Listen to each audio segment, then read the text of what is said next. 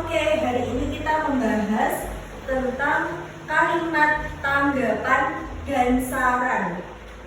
Pasti dalam kehidupan sehari-hari kita sering menanggapi dan juga memberikan saran kepada seseorang, mungkin kepada teman atau kepada orang lain, ya kan?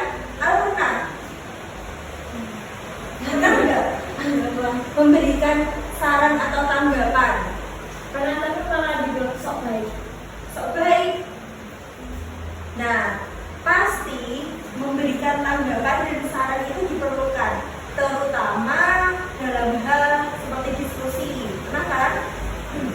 Nah, kali ini kita membahas tentang apa sih perbedaan tanggapan dan saran. Jadi, kalau tanggapan itu adalah reaksi terhadap apa yang dilihat, dirasa, dan didengar.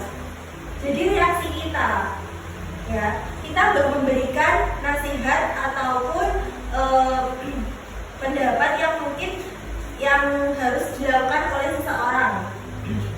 Nah, dalam memberikan tanggapan, yang pertama kita harus melihat faktanya terlebih dahulu. Dilihat dulu faktanya. Faktanya gimana? Baru setelah kita mengetahui faktanya atau kebenarannya, kita memberikan opini. Opini itu apa? Pendapat. Ya.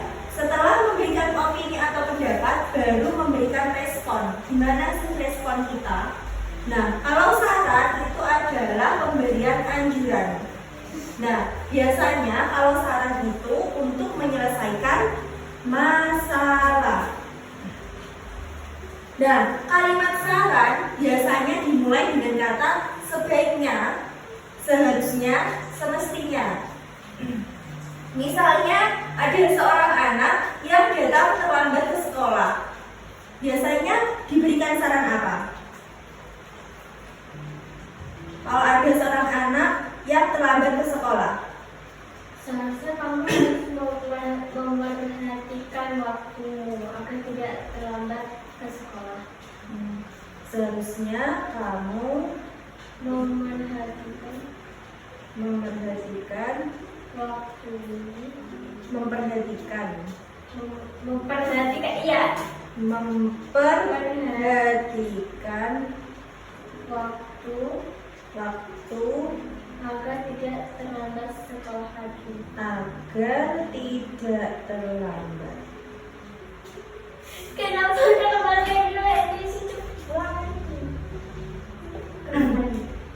Sarannya, seharusnya kamu memperhatikan waktu agar tidak terlambat. Nah, dengan begini, misalnya dalam memperhatikan waktu itu gimana? Misalnya, bangun lebih awal, terus lebih siap, kalau mau siap-siap itu juga lebih awal, gitu kan? Nah, kalau ada kasus seperti ini, tadi kan ada siswa yang datang terlambat ke sekolah. Nah, sarannya itu kan seharusnya, ada kata seharusnya di sini. Kalau kita memberikan tanggapan kira-kira gimana? Mungkin gini, bisa gini tanggapannya. Faktanya, melihat faktanya adalah terlambat sekolah.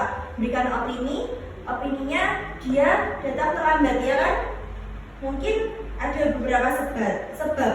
Nah, kemudian kita berikan respon. Misalnya pasti tidak enak terlambat, pasti dia dapat hukuman. Nah, itu adalah memberikan tanggapan, ya kan?